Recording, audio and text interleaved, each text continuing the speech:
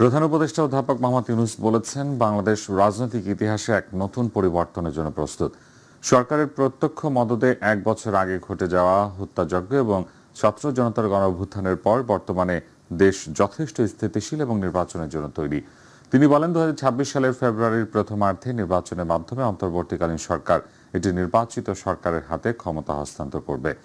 সকালে কক্সবাজারের রোহিঙ্গা অংশীজন সংলাপের উদ্বোধনী অনুষ্ঠানে প্রধান উপদেষ্টা এসব কথা বলেন। আতিকুর রহমান তিতাসের রিপোর্ট।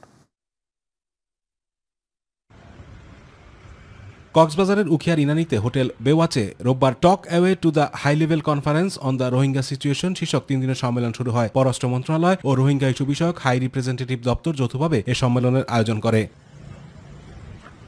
আন্তর্জাতিক সম্মেলনে যোগ দিতে আজ সকাল 10টার দিকে কক্সবাজার বিমানবন্দরে পৌঁছান প্রধান উপদেষ্টা ডক্টর ইউনূস। সেখান থেকে ইনানী গিয়ে সম্মেলনে যোগ দেন তিনি।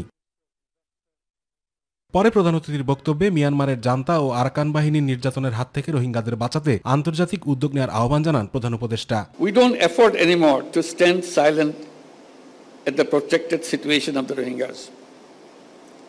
Hence we urge upon the international community to undertake collective efforts to stop the Myanmar junta and the Arakan army from unleashing violence against Rohingya. Effective role of the international community is much more needed than ever before. প্রধান উপদেষ্টা বলেন, সম্পদ ও সামর্থ্যের সীমাবদ্ধতা সত্ত্বেও ২০১৭ সালে এবং তার আগেও রোহিঙ্গাদের জীবন বাঁচাতে মানবিক কারণে বাংলাদেশ সীমান্ত খুলে দিয়েছিল। 2017 and even before that, Bangladesh opened its border to the Rohingya in a humanitarian gesture to save their lives despite resource and capacity constraints. This manifests our empathy and compassion towards fellow human beings during their gravest humanitarian crisis. দেশ এখন নির্বাচনের জন্য প্রস্তুত জানিয়ে doctor Yunus বলেন, ফেব্রুয়ারির প্রথমার্ধে ভোটের দিনক্ষণ ঠিক করা হয়েছে। The country has come to this stable enough and ready to have the election. So we announced the election in the first half of February 2026. সম্মেলনে রোহিঙ্গা সংকট সমাধানে 7 দফা প্রস্তাব দিয়েছে বাংলাদেশ। এতে যোগ দিয়েছেন 40টি দেশের প্রতিনিধি। 3 দিনের এই সম্মেলন থেকে রোহিঙ্গাদের মিয়ানমারে প্রত্যাবাসনের পথ খুঁজবেন তারা। আতিকুর রহমান তিতাস, মাই টিভি। আগামী জাতীয় সংসদ নির্বাচনে কালো টাকা ব্যবহারের কোনো সুযোগ নেই বলে জানিয়েছেন দুর্নীতি দমন কমিশনের চেয়ারম্যান মোহাম্মদ আব্দুল মোমেন। তিনি হুঁশিয়ারি উচ্চারণ করে বলেন, কেউ কালো টাকা ছড়ালে তার বিরুদ্ধে কঠোর ব্যবস্থা নেওয়া হবে। সোমবার রাজধানীর সেগুনবাগিচায় দুদকের প্রধান কার্যালয়ে সাংবাদিকদের এক প্রশ্নের জবাবে তিনি এ মন্তব্য করেন। দুদক চেয়ারম্যান বলেন, নির্বাচনে কালো টাকা ব্যবহারের সুযোগ নেই। কেউ আইনের ফাঁক ফোকর দিয়ে অপচেষ্টা করলে ব্যবস্থা নেওয়া হবে। কালো টাকা নিয়ন্ত্রণে দুদক সহ অন্যান্য সরকারি সংস্থাও মাঠে তৎপর থাকবে। নির্বাচনের সময় প্রার্থীদের হলফনামা বা সম্পদ বিবরণীতে কেউ মিথ্যা তথ্য দিলে দুদক ব্যবস্থা নেবে বলে জানান মোহাম্মদ আব্দুল মোমেন। আপনারা বরং আগে থেকে কেন আওয়াজ তুলেন না যে আমরা দুর্নীতিগ্রস্ত এমপি পদপ্রার্থী চাই না? আপনারা নিজেরাই সেই আওয়াজটা তোলেন ভালো করে। তারপরে দেখবেন যে নির্বাচন কমিশন, দুদক আমরা আরো বেশি সক্রিয় হব এবং সতর্ক থাকবো। প্রথমত কালো টাকা নিয়ে নির্বাচনে আসার সুযোগ নেই, একদমই নেই। কিন্তু তারপরেও যদি কেউ আসে আইনের ফাঁক ফোকর গলিয়ে আপনারা ধরিয়ে দেবেন, আমরা আমাদের মধ্য থেকে যতটা সম্ভব আমরা কাজ করে যাব। শুধু দুদক কেন, বাংলাদেশে অনেক প্রতিষ্ঠান আছে যারা এই কালো টাকার যারা মালিক তাদের বিরুদ্ধে কাজ করে যাচ্ছে। বিএনপির স্থায়ী কমিটির সদস্য ডক্টর আব্দুল মঈন খান বলেছেন, দেশে গণতন্ত্রকে বাস্তবায়নের জন্য একটি মাত্র অস্ত্র রয়েছে, আর তা হচ্ছে নির্বাচন। সুষ্ঠু অবাধ ভোটের মাধ্যমেই এই গণতন্ত্রকে প্রতিষ্ঠা করা সম্ভব। সকালে জাতীয়তাবাদী মুক্তিযোদ্ধা দলের 33তম প্রতিষ্ঠা বার্ষিকী উপলক্ষে বিএনপির প্রতিষ্ঠাতা ও রাষ্ট্রপতি জিয়াউর রহমানের সমাধিতে ফুল দিয়ে শ্রদ্ধা নিবেদন করে দলটি। পরে ডক্টর মঈন খান বলেন, ফেব্রুয়ারিতে ভোট দিতে বাংলাদেশের মানুষ উন্মুখ হয়ে আছে। বাংলাদেশের মানুষ উন্মুখ হয়ে আছে, তারা ভোট দেবে। 2009 সালে যাদের বয়স 18 বছর ছিল না, আজকে তাদের বয়স কত হিসাব করে দেখুন, তারা 35 পার হয়েছে। তারা ভোট দিতে পারেনি। তারা বাংলাদেশের একটি সুষ্ঠু নিরপেক্ষ নির্বাচনে ভোট দিতে চায়। ইনশাআল্লাহ আগামী ফেব্রুয়ারিতে তাদের সেই ইচ্ছা পূরণ। হারিয়ে যাওয়া অস্ত্র উদ্ধারে পুরস্কার দেওয়ার সিদ্ধান্ত হয়েছে বলে জানিয়েছেন স্বরাষ্ট্র উপদেষ্টা অবসরপ্রাপ্ত লেফটেন্যান্ট জেনারেল মোহাম্মদ জাহাঙ্গীর আলম চৌধুরী। সচিবালয় আইন শৃঙ্খলা বিষয় সভায় তিনি একথা বলেন। তিনি জানান, পিস্তল ও শটগান উদ্ধার করলে 50,000 টাকা, চায়না রাইফেল উদ্ধার করলে 1 লাখ, SMG 1.5 লাখ, LMG 5 লাখ ও প্রতি গুলির ক্ষেত্রে 500 টাকা পুরস্কার দেওয়া হবে। তথ্যদাতাদের পরিচয় গোপন রাখা হবে। স্বরাষ্ট্র উপদেষ্টা বলেন, আইন শৃঙ্খলা বাহিনীতে নিয়োগ বাণিজ্য বন্ধে সব ধরনের ব্যবস্থা নেওয়া হয়েছে। কোথাও অনিয়ম দেখলে দ্রুত সে বিষয়ে পদক্ষেপ নেওয়া হবে বলে জানান তিনি। শহীদ আবু সাইদ হত্যা মামলার আসামি ও ভারতে গ্রেফতার পুলিশ কর্মকর্তা আরিফুজ্জামানকে ইন্টারপলের মাধ্যমে ফেরানোর চেষ্টা করা হবে বলে জানান তিনি। LMG 5 লক্ষ আর গুলি প্রতিটি হলো 500। ভর্তি বাণিজ্য ক্ষেত্রে যদি আপনারা আমাদের ইনফরমেশন দিতে পারেন, এই জন্য আমরা এখন টাকা ডিক্লেয়ার করি নাই, বাট আপনাকে ধন্যবাদ দিব। নিয়োগ বাণিজ্য যেন বন্ধ হয়, এই জন্য আমরা সব ধরনের পদক্ষেপ নিছি। জুলাই আগস্ট আন্দোলনে সংঘটিত মানবতা বিরোধী অপরাধের মামলায় সাবেক প্রধানমন্ত্রী শেখ হাসিনা ও সাবেক স্বরাষ্ট্রমন্ত্রী আসাদুজ্জামান খান কামাল সহ 3 জনের বিরুদ্ধে 8ম দিনের মতো 24 জনের সাক্ষ্য এবং জেরা শেষ হয়েছে। পরবর্তী সাক্ষ্য গ্রহণের জন্য মঙ্গলবার দিন ধার্য করেছেন আন্তর্জাতিক অপরাধ ট্রাইব্যুনাল। ট্রাইব্যুনাল 1 এর চেয়ারম্যান বিচারপতি মোহাম্মদ গোলাম মর্তুজা মজুমদারের নেতৃত্বাধীন 3 সদস্যের বিচারিক প্যানেলে সাক্ষ্য গ্রহণ হয়। এদিন বেলা 11:25 থেকে বিকেল 4:10 পর্যন্ত ট্রাইব্যুনালে সাক্ষ্য গ্রহণ চলে। শেখ হাসিনার মামলায় সোমবার সাক্ষ্য দিয়েছেন 5 জন।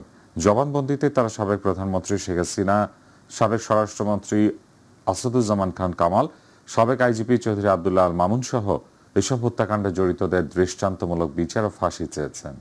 রামপুরার যে ঘটনা, সেইখানে তার ছেলেকে গুলি করা হয়েছে, হত্যা করা হয়েছে, তার বাবা সাক্ষ্য দিয়েছেন এবং যে গুলি করছিল সেই ভিডিওটা তিনি প্রদর্শন করেছেন। আর আরেকটি মামলায়, ওটা কান্নিশে কোথাকার, এটাও তো রামপুরা এলাকায় যে একটা মামলা পেন্ডিং ছিল, আজকে NER-এর জন্য রিপোর্ট দিন ধার্য ছিল। রিপোর্ট আসছে, 5 জন আসামির মধ্যে 1 জন আটক আছে, বাকি 4 জনকে পাওয়া যায়নি। ওসি রামপুরা সহ NER আসছে, তাদের পলাতক হিসাবে গণ্য করে পত্রিকা বিজ্ঞপ্তি দেওয়া হয়েছে। পরবর্তী সোমবার দিন ধার্য হয়েছে। জুলাই আগস্টের আন্দোলন নিয়ে বক্তব্য খণ্ডিতভাবে প্রচার করা হয়েছে বলে দাবি করেছেন বিএনপি চেয়ারপারসন বেগম খালেদা জিয়ার উপদেষ্টা ফজলুর রহমান। সত্যতা প্রমাণ দিতে পারলে ক্ষমা চাওয়ারও ঘোষণা দেন তিনি। নিজে এবং পরিবারের নিরাপত্তা নিয়ে উদ্বেগ প্রকাশ করে ফজলুর বলেন, মুক্তিযুদ্ধের প্রশ্নে কোনো আপোষ করা হবে না। নির্ধারিত সময়ে দলের শোকজ নোটিশের জবাব দেওয়ার কথাও জানান তিনি। জুলাই আগস্টের আন্দোলন নিয়ে সম্প্রতি তার এক বক্তব্য আলোচনায় আসে। তার গ্রেফতারের দাবিতে কর্মসূচি, এমনকি তার বাড়ির সামনে বিক্ষোভ হয়েছে। দল থেকেও তাকে শোকজ করা হয়েছে। এমন প্রেক্ষাপটে হাইকোর্ট প্রাঙ্গণে সাংবাদিকদের সামনে হাজির হন সাবেক এই এমপি। হে বাংলাদেশের মানুষ, আমি তো আজ থেকে 54 বছর আগে আপনাদের জন্য যুদ্ধ করেছিলাম। আজকে যে সন্তানেরা আমার বিরুদ্ধে স্লোগান দাও, তোমাদের জন্য একটা স্বাধীন দেশ সৃষ্টি করার জন্য আমি যুদ্ধ করেছিলাম। তোমাদের কাছ থেকে কি আমি অপমৃত্যুটা আমার কাম্য? বিশেষ করে ফ্রান্স থেকে কয়েকদিন আগে 2 জন ইউটিউবার অর্ডার দিয়েছে আমাকে হত্যা করার জন্য। যদি আমার কোনো কথায় তোমরা মনে করে থাকো আমি দেশের বিরুদ্ধে কথা বলছি বা তোমাদের কর্মকাণ্ডের বিরুদ্ধে কথা বলছি, আমার বিরুদ্ধে মামলা করো, আমাকে গ্রেফতার করো, আমাকে শাস্তি দাও। কিন্তু আমাকে হত্যা করার জন্য আমার বাসা পর্যন্ত মব সৃষ্টি করে গিয়া, যেটা গত 1 বছর যাবৎ বাংলাদেশের সবচেয়ে, এই পৃথিবীতে এবং বাংলাদেশের সবচেয়ে একটা কুখ্যাত নাম মব, সেই মব জাস্টিস আমার উপরে কি চলতে পারে কিনা এবং চলবে কিনা আমি প্রথমে বাংলাদেশের মানুষের কাছে জিজ্ঞাসা। এবারে ছাত্র সংসদ নির্বাচন প্রসঙ্গ।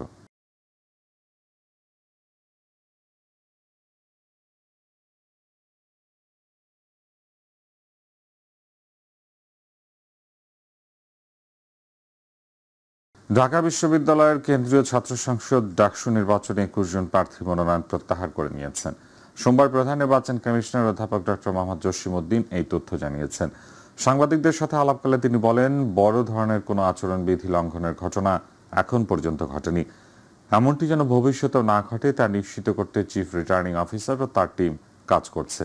কোনো ধরনের বৈষম্য বা অসমতা দেখা দিলে লিখিতভাবে জানালে বিধি মোতাবেক ব্যবস্থা নেওয়া হবে। এছাড়া তিনি জানান, এখন থেকে নিয়ম মেনে আনুষ্ঠানিক প্রচারণা শুরু করতে পারবেন প্রার্থীরা।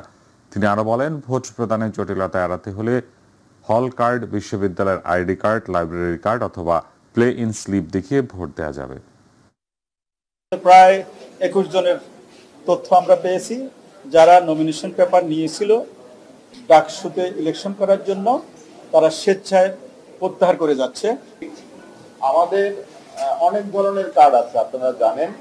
একটা হচ্ছে হল কার্ড, আর একটা আমাদের ডিপার্টমেন্ট থেকে কার্ড আছে, আবার লাইব্রেরি কার্ড আছে। এবং যারা ফার্স্ট ইয়ারে 24-25 সেশনে যারা আছে তাদের হয়তো এখনো কার্ডই হয়নি, তাদের কাছে পে স্লিপ আছে। এই চারটার যে কোনো একটা দিয়ে কিন্তু ভোট কেন্দ্রে প্রবেশ করতে পারবে।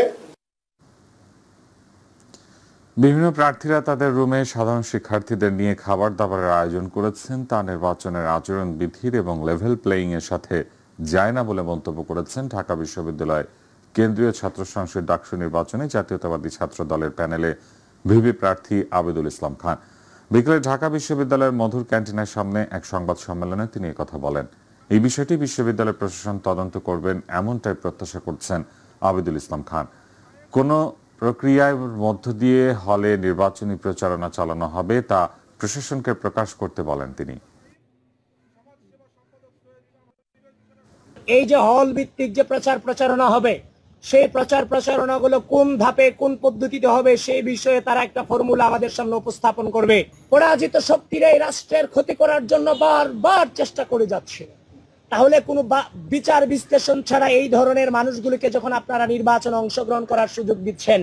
গাজীপুরে প্রয়াত সাংবাদিক আসাদুজ্জামান তুহিন হত্যাকাণ্ডের ঘটনায় 11 কর্মদিবসের মধ্যে 8 জনের নাম উল্লেখ করে আদালতে চার্জশিট দিয়েছে গাজীপুর মেট্রোপলিটন পুলিশ। দুপুরে সংবাদ সম্মেলনের মাধ্যমে এসব তথ্য জানান গাজীপুর মেট্রোপলিটন পুলিশের উপ পুলিশ কমিশনার রবিউল হাসান।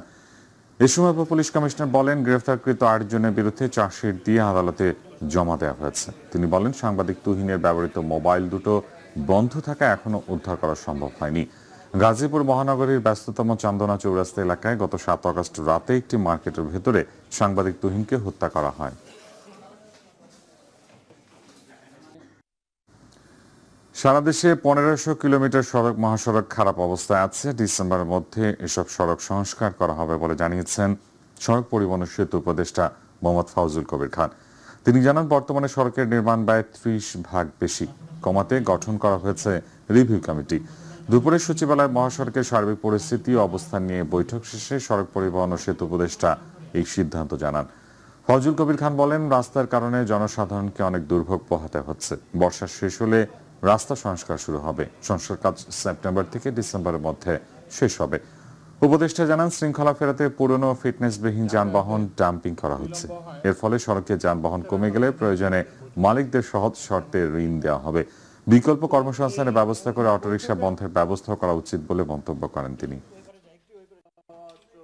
কংক্রিটের রাস্তা করার চেষ্টা করব, যাতে করে এটা আবার আগামী বর্ষাতে যাতে, কারণ আমরা তো জানি যে ওগুলো বর্ষা প্রবণ এলাকা, মানে আমরা তো একটা যেটা আইডেন্টিফাইড যে কোন কোন জায়গায় পানি জমে, কোন কোন জায়গায় রাস্তা ক্ষতিগ্রস্ত হয়, তো সেই সব জায়গাগুলোকে আমরা স্পেশালি অ্যাড্রেস করার চেষ্টা করব। ডেঙ্গু আক্রান্ত হয়ে দেশে 24 ঘন্টায় আরো 3 জনের মৃত্যু হয়েছে। এ সময় ডেঙ্গু নিয়ে হাসপাতালে ভর্তি হয়েছেন 412 জন। চলতি বছর এখন পর্যন্ত মশাবাহিত প্রাণঘাতী এই রোগে 118 জনের মৃত্যু হয়েছে। হাসপাতালে ভর্তি হয়েছেন 29,044 জন। সোমবার স্বাস্থ্য অধিদপ্তরের এক সংবাদ বিজ্ঞপ্তিতে এসব তথ্য জানানো হয়। এতে বলা হয়, রোববার সকাল 8টা থেকে সোমবার সকাল 8টা পর্যন্ত 24 ঘন্টায় 3 জন মারা গেছেন। এই 24 ঘন্টায় নতুন করে ভর্তি রোগীদের মধ্যে বরিশাল বিভাগে 102 জন, চট্টগ্রাম বিভাগে 77 জন, ঢাকা বিভাগে 51 জন, ঢাকা উত্তর সিটি কর্পোরেশনে 69 জন, ঢাকা দক্ষিণ সিটি কর্পোরেশনে 53 জন, খুলনা বিভাগে 26 জন, ময়মনসিংহ বিভাগে 4 জন এবং রাজশাহী বিভাগে 30 জন রয়েছেন। বর্তমান দেশে চালের অস্থিতিশীল বাজার নিয়ন্ত্রণে দীর্ঘ 4 মাস পর আবারও বেনাপোল স্থলবন্দর দিয়ে ভারত থেকে চাল আমদানি শুরু হয়েছে। গত বৃহস্পতিবার রাত থেকে শনিবার রাত পর্যন্ত প্রথম চালানে ভারতের পেট্রাপোল বন্দর হয়ে 9টি ট্রাকে মোট 315 মেট্রিক টন ও দ্বিতীয় চালানে 3টি ট্রাকে 106 মেট্রিক টন মোটা চাল দেশে প্রবেশ করেছে। 2 চালানে দেশে প্রবেশ করেছে 12টি ভারতীয় ট্রাকে 421 মেট্রিক টন চাল। বেনাপোল আমদানি রপ্তানি কারকের সভাপতি মহসিন মিলন জানিয়েছেন, চালবাহী আরও কয়েকটি ট্রাক বর্তমানে ভারতের পেট্রাপোল এ অপেক্ষমান রয়েছেন। এসব চালান দ্রুত ছাড় হলে বাজারে সরবরাহ বাড়বে এবং দামের উপর তাৎক্ষণিক প্রভাব পড়বে বলে আশা করছেন তারা। বাংলাদেশে তৈরি জীবন রক্ষাকারী সকল ওষুধের দাম সরকারকে ঠিক করে দিতে হবে। সোমবার বিচারপতি মোহাম্মদ রেজাউল হাসান ও বিচারপতি বিশ্বজিৎ দেবনাথের হাইকোর্ট বেঞ্চ এ রায় দিয়েছেন। আগে 739 ধরনের জীবন রক্ষাকারী ওষুধের দাম নির্ধারণ করত সরকার, কিন্তু 1993 সালে সরকার একটি বিজ্ঞপ্তি প্রকাশ করে যেখানে 177 ধরনের ওষুধের দাম নির্ধারণের ক্ষমতা দেওয়া হয় সরকারকে। ওই বিজ্ঞপ্তি বেআইনি ও অবৈধ ঘোষণা করে রায় দিলেন হাইকোর্ট। 2018 সালে ওই বিজ্ঞপ্তি চ্যালেঞ্জ করে হাইকোর্টে রিট করে human rights and piece for Bangladesh নামের একটি মানবাধিকার সংস্থা। এই রায় বাস্তবায়িত হলে ওষুধ কোম্পানির মূল্য বৃদ্ধির সিন্ডিকেট অকার্যকর হবে, ফলে মানুষ ন্যায্য মূল্যে ওষুধ কিনতে পারবে।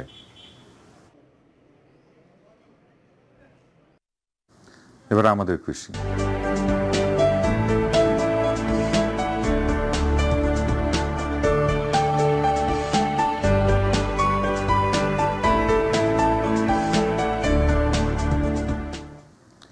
গাজীপুরের কালিয়াকৈরে চারদিকে শিল্প কারখানার ভিড়, নেই ফাঁকা জমি, নেই মাঠের চাষের মাঠ। তবুও হার মানেননি স্থানীয়রা, বিকল্প খুঁজে নিয়েছেন তারা। ঢাকা টাঙ্গাইল মহাসড়কের মাঝে ডিভাইডারেই গড়ে তুলেছেন এক টুকরো সবুজ খামার। একেএম শিশিরের রিপোর্ট। শিল্পোদ্দূষিত গাজীপুরে যাদের জায়গা নেই চাষাবাদের, তারাই বেছে নিয়েছেন এই ডিভাইডারকে। ঢাকা টাঙ্গাইল মহাসড়কের দুপাশে চোখ ফেলতে অনেকটা চমকে উঠবেন যে কেউ। দৃষ্টিনন্দন ফুল গাছ আর তার সাথে নানা জাতের সবজির চাষ, এ যেন ভিন্ন রকম এক বাংলাদেশ। সবজি গাছ চাষটা করা খুবই সুন্দর হয়েছে, খুব ভালো লাগে, আমরা নিয়ে কিনা খাইতে পারি। কালিয়াকৈরের এই সড়ক ডিভাইডারের উপর 12 মাসই নানা জাতের শাকসবজির চাষ করেন আশেপাশের বাসিন্দারা। শিল্প প্রতিষ্ঠানের কেমিক্যাল মুক্ত মাটিতে ফলনও হয় বেশ ভালো, আর তাই তো দিন দিন কদর বেড়েছে এখানে চাষাবাদের। আমাদের আবাদি জমি নাই, সেই কারণে এখানে আবাদ করি। সরকারে যদি বীজ ফ্রি দিত, বীজ টিজ দিত, তাহলে আরো আমরা ভালোভাবে আবাদ করতে পারতাম। শাক যখন প্রথম বুনছি তখনকার তো আপনার ভালো হয়েছে। জঙ্গল ভরা ছিল, আমরা সময় বুদ্ধি করলাম যে এটা পরিষ্কার করে শাকসবজি লাগালে এখন আমি নিজে খাইতে পারবো, সবাইকে খাইতে পারবো। এলাকাবাসীর এমন উদ্যোগকে স্বাগতই জানিয়েছেন স্থানীয় কৃষি বিভাগ। প্রয়োজনে সহায়তা করতেও প্রস্তুত তারা। ফলমূল উৎপাদনের প্রয়াসকে সবসময় আমরা এটাকে এগিয়ে রাখি এবং আমরা তাদেরকে সকল ধরনের সাহায্য সহযোগিতা করতে সবসময় সজাগ রয়েছে। এনথুজিয়াস্টিক যে মানুষ চেষ্টা করছে কিছু একটা করার জন্য, যে কোনো জমি আনইউজড রাখবে না। আবার একই সাথে একটা ভয়েরও জায়গা আছে, কারণ এটা হচ্ছে হাইওয়ে রুট, খুব ব্যস্ততম একটা সড়ক। বিশুদ্ধ মাটিতে চাষ করা এই শাকসবজির কদর দিন দিন বাড়ছে। সহায়তা পেলে পরিবারের চাহিদা মিটিয়ে সড়কে উৎপাদিত পণ্য বাজারজাতের পরিকল্পনাও এখানকার চাষিদের। একেএম শিশির, মাই টিভি, কালিয়াকৈর, গাজীপুর।